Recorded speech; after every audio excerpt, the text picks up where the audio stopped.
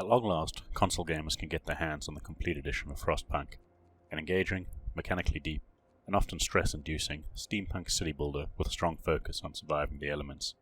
Now make no mistake, the original console release of Frostpunk is still a great game, but the expansions introduce a much-needed variety to the basic formula.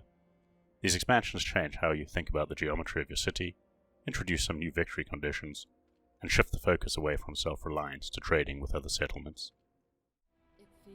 Despite offering only 3 introductory cutscenes, one for each of the major story scenarios, Frostpunk feels far more narrative-driven than many games in the genre.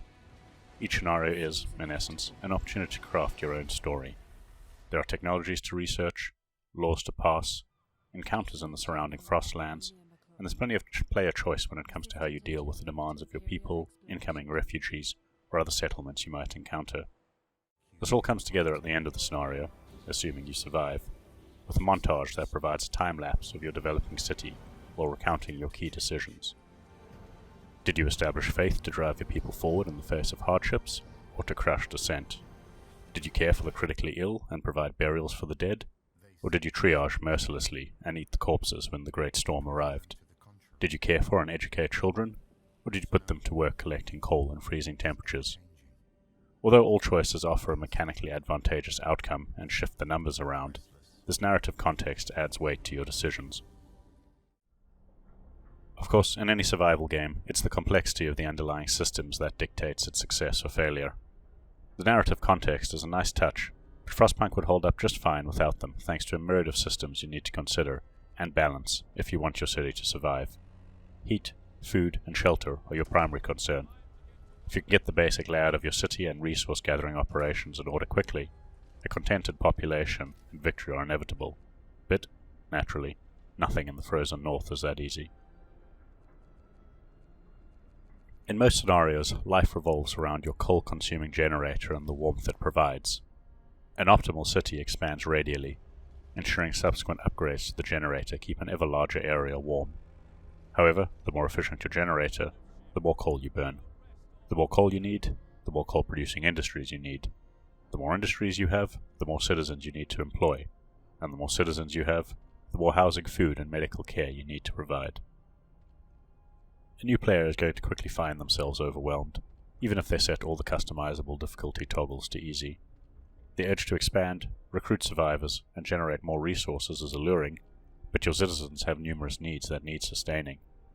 Fail to keep them hopeful, or let discontent swell, and you'll find yourself exiled to the Frostlands. On the other hand, researching and constructing expensive automatons will give you a 24-hour workforce that never gets hungry, never falls ill in cold temperatures, and doesn't object to your ruling style. Both are viable paths to victory, but both require careful allocation of resources. Of course, building up your city is only half the story. If you've researched the right technology, most starting locations offer an infinite source of coal, wood, and steel. However, it's rarely enough to sustain a large population, and decreasing temperatures, which can plummet to -100 Celsius during storms, while simultaneously dealing with the frequent demands to remedy housing, heating, and medical issues. There are 2 additional ways to keep your population hopeful and to reduce discontent: passing new laws, and exploring the Frostlands with scouts. The Book of Laws typically offers 2 variants on any provided law. One is callous but effective, the other compassionate but with fringe benefits. There are your basic adaptation laws, which include things like choosing between burials or corpse storage, establishing care homes or allowing for radical surgical treatments, and putting children to work or educating them. As you advance, you also unlock purpose laws, and these allow you to choose between order and faith. Naturally, the endgame for both these branches is authoritarianism, but order focuses on security and suppressing discontent, whereas faith focuses on maintaining the hopefulness of your population. Sending scouts into the Frostlands is another way to influence your city, bringing people hopeful or depressing news, and rare steam cores that are required for efficient high-tier buildings. The system is simple and requires little micromanagement, but distances and travel time in the Frostlands is always an issue. Nearby locations can reveal survivors, supplies, or the fate of other generator cities. You'll want to keep your scout teams active at all times, as their discoveries, especially resource caches, can provide a means to get out of trouble fast. Ultimately, Frostpunk is a game about learning the ropes, one step at a time. Failure, and you will fail, is an opportunity to take what you've learned, apply it to your next attempt, get something else wrong, learn from that experience, and eventually master each mechanic on your way to completing a scenario. You can save any time, but Frostpunk is a game in which failures can be days in the making. Thankfully, scenarios, aside from the endless ones, are usually only a few hours long, so you'll really feel frustrated starting anew. Like many survival games, Frostpunk suffers from the gameplay becoming rote once you've established an optimized build order, and this is why the Console Complete Edition is a great choice, or the expansion pass if you've already got the base game. The Rifts expansion, along with several of the endless scenarios, spices up the city building element by forcing you to expand to adjacent land using bridges. The idea of a perfectly circular city and the comforting glow of your generator is no longer guaranteed. The Last Autumn, which serves as a prequel during the early stages of global cooling, tasks you with constructing a generator. Temperatures are mild, illness is rare, and resources abundant, so maintaining the motivation of your cynical workforce and hitting construction deadlines becomes the new challenge.